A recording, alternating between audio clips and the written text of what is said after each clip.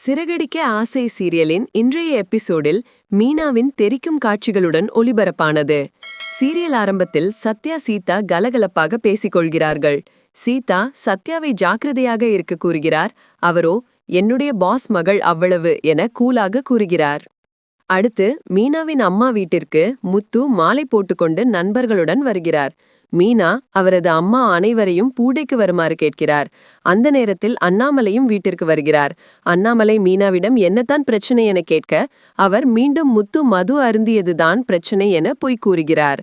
கடைசியாக ரோஹிணி மீனாவை போன் செய்து ஒரு ரெஸ்டாரண்ட் வர கூறுகிறார். அவரிடம் வீட்டில் யாரிடமும் உண்மை கூறிவிட வேண்டாம் என சுயநலமாக பேசுகிறார். இதனால் மீனாவும் செம கோபம் அடைகிறார். கடைசியில் மீனா ரோஹிணியில் செமையாக வெளுத்து வாங்குவதோடு தொடர் முடிவடைந்தது. பின் நாளைய எபிசோடின் ப்ரோமோவில் வீட்டிற்கு வந்த ரோஹிணியை கோபமாக விஜயா அழைக்கிறார்.